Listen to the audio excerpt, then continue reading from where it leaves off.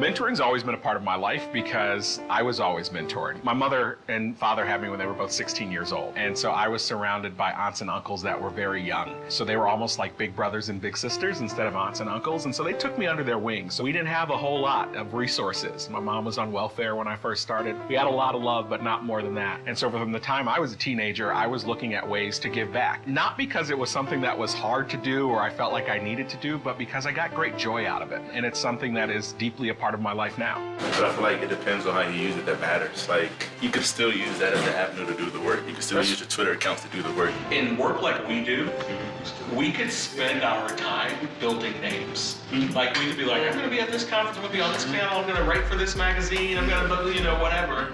Or we could do the work. No, but and it's hard to do both. Yeah, every single day on my Instagram account, on my Insta story, I post the hashtag Turn Congress Blue in 2018. Or Go Vote, or something like that. And that's not necessarily me like posting pictures and like, you know, just showcasing myself, but that's actually me holding my peers accountable because the majority of my peers do use social media. So I was a political appointee in the Obama administration running something called the Social Innovation Fund, which actually moved money to low-income communities to help scale programs that were actually having real impact. And I was in my office at the Social Innovation Fund when President Obama was giving a press conference about the verdict in the Trayvon Martin case.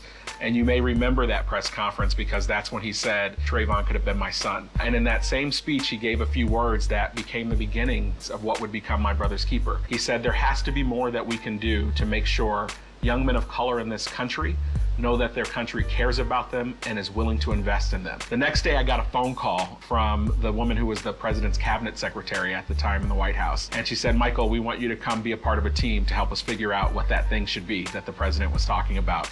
6 months later, in the East Room of the White House, President Obama launched My Brother's Keeper, surrounded by young men of color from around the country, and in the same room where the Civil Rights Act was signed 50 years before. Imagine that power. It was an overflowing room where you had everyone from Al Sharpton to Bill O'Reilly. People were excited about what we needed to do to make a difference for our boys and young men. That's right, and you got to put some work into those dreams. Absolutely. And so when we were wrapping things up in January of 2017, President Obama called me to his office. And that was the first time I had been alone with the president in the Oval Office. And the president sits me down and he says, you know, I've always said that this is going to be my life's work, and I mean it.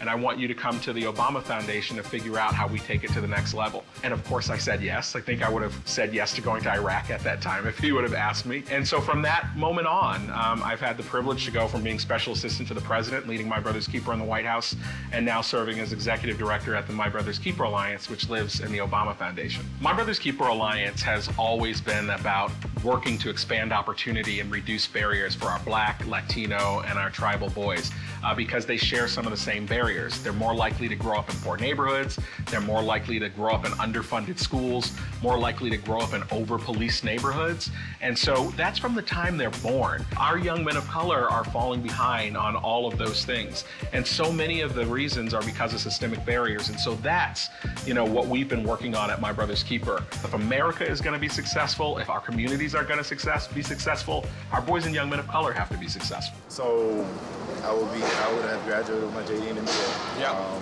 Prayerfully, I will be married by that time. Prayerfully, 10 years. We'll see. I mean, I think, I'm 20 now, years. so 10 years I'll be 30. I don't think that I would be where I am today without Michael in my life. We were blessed enough to see the great President Barack Obama every so often. We've had lunch with him. We even had an opportunity to play basketball with him, and that was probably one of my greatest memories because on that day, I was able to ask the president a question, just how has having a great woman in your life help you to reach the level of success that you have reached?